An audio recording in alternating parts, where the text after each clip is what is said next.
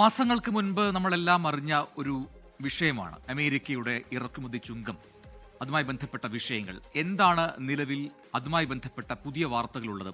അത് പരിശോധിച്ചപ്പോൾ തമിഴ്നാട്ടിൽ നിന്ന് വന്നൊരു റിപ്പോർട്ടിലേക്കാണ് നമ്മൾ ആദ്യം പോകുന്നത്. അമേരിക്ക ഇറക്കുമതി ചുങ്കം വൻതോതിൽ വർദ്ധിപ്പിച്ചതോടെ ഗുരുതര പ്രതിസന്ധിയിലാണ് തമിഴ്നാട്ടിലെ കയറ്റുമതി മേഖല. പ്രതിദിനം 60 കോടിയോളം രൂപ നഷ്ടമുണ്ട് എന്നാണ് കണക്കുകൾ. ലക്ഷക്കണക്കിന് തൊഴിലാളികളും ആയിരക്കണക്കിന് എക്സ്പോർട്ടേഴ്സും കടന്നുപോകുന്നത് അത്രയധികം പ്രതിസന്ധിയിലൂടെയാണ്. ഒരു വിശദമായ റിപ്പോർട്ട് കാണാം.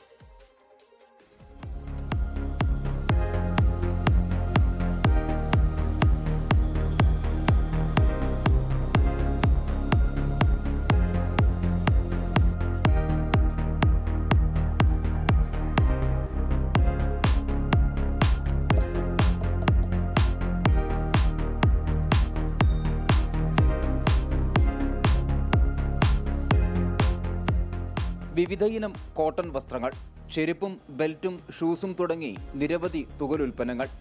രാജ്യത്തെ കയറ്റുമതിയിൽ 3-ാം സ്ഥാനത്താണ് തമിഴ്നാട്. ഇതിൽ പ്രധാനം തുകൽ കോട്ടൺ ഉൽപ്പന്നങ്ങൾ തന്നെ. പരുത്തി, നൂലുകൾ, തുണിത്തരങ്ങൾ എന്നിവയുടെ കയറ്റുമതിയിൽ മാത്രം 25% തമിഴ്നാടിന്റെ സംഭാവനയാണ്.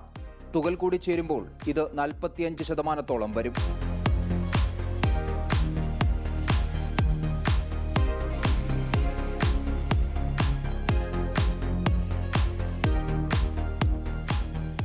ആമ്പൂർ, വെല്ലൂർ, വാണിയമ്പാടി, ചെന്നൈ, തിരുപ്പൂർ തുടങ്ങി നിരവധിയിടങ്ങൾ തുകൽ കോട്ടൺ ഉൽപ്പന്നങ്ങളുടെ കേന്ദ്രങ്ങളാണ്. ഇന്ത്യ റഷ്യയിൽ നിന്ന് ക്രൂഡ് ഓയിൽ വാങ്ങാൻ തുടങ്ങിയതോടെയാണ് അമേരിക്ക ഇറക്കുമതി ചുങ്കം വൻതോതിൽ വർദ്ധിപ്പിച്ചത്. വളരെ നല്ല നിലയിൽ പോയിരുന്ന വ്യാപാരം ഇന്ന് നേരിടുന്നത് ഗുരുതര പ്രതിസന്ധി.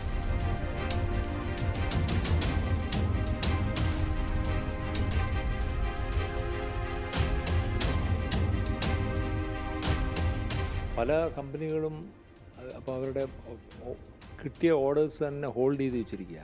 കാരണം ഇപ്പോൾ അവർക്കിപ്പം ഒന്നുകിൽ പല ഫാക്ടറികളും വർക്കേഴ്സിനെ റെഡ്യൂസ് ചെയ്തു, ചിലർ ക്ലോസ് ചെയ്തു. അപ്പോൾ ആ ഒരു സിറ്റുവേഷനാണ്. ഇപ്പം തമിഴ്നാട് ഗവൺമെൻറ്റും അപ്രോച്ച് ചെയ്തിട്ടുണ്ട് സെൻട്രൽ ഗവൺമെൻറ്റിനെ, ഇങ്ങനെ Tamil Nadu is very badly affected എന്ന് പറഞ്ഞിട്ട്.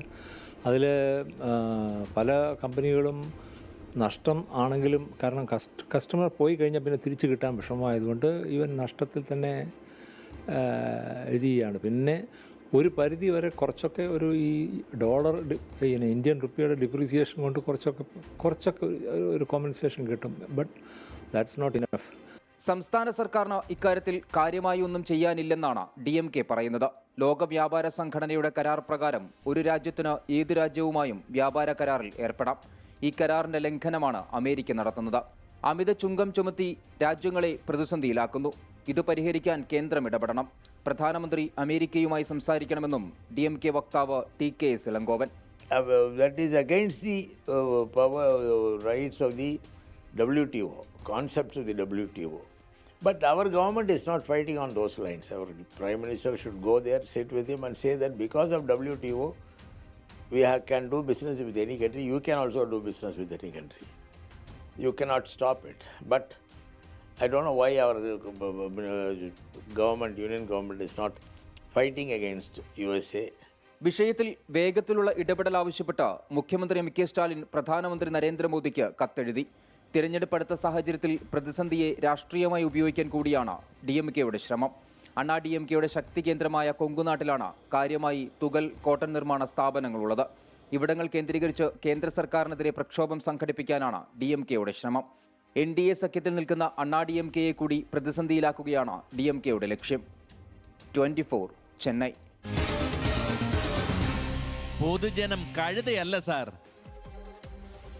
എന്തായാലും ഇത് തമിഴ്നാട്ടിലെ മാത്രം പ്രശ്നമല്ല. കേരളം അടക്കമുള്ള സംസ്ഥാനങ്ങളിൽ ഈ രീതിയിൽ നേരത്തെ അമേരിക്കയിലേക്ക് കയറ്റുമതി നടത്തിയിരുന്ന സ്ഥാപനങ്ങളെല്ലാം തന്നെ അത് നിർത്തിവെക്കേണ്ട സാഹചര്യമുണ്ട്. അതുകൊണ്ട് തന്നെ ഒരു ഇടപെടൽ അവർ ഈ വിഷയത്തിൽ വേണമെന്ന ആവശ്യം നേരത്തെ ഉയർത്തിയതുമാണ്. പക്ഷേ ഇതുപോലെ മറ്റെന്തെങ്കിലും മാർഗങ്ങൾ ഉപയോഗിച്ചുകൊണ്ട് മറ്റ് രാജ്യങ്ങളിലേക്ക് കയറ്റുമതി വർദ്ധിപ്പിച്ചുകൊണ്ട് ഇത് പരിഹരിക്കാൻ കഴിയും എന്ന് നേരത്തെ കേന്ദ്ര സർക്കാർ ഉറപ്പ് നൽകിയിരുന്നു. അത്തരം ശ്രമങ്ങൾ നടത്താമെന്ന് ഉറപ്പ് നൽകിയിരുന്നു. അതുമായി ബന്ധപ്പെട്ട മുന്നോട്ട് പോക്കുണ്ടായിട്ടില്ല എന്ന ആരോപണങ്ങളും അതോടൊപ്പം തന്നെ അവരുടെ വിമർശനങ്ങളും ഒക്കെയാണ് ഇപ്പോൾ നമ്മൾ തമിഴ്നാട്ടിൽ നിന്നും കേട്ടത്.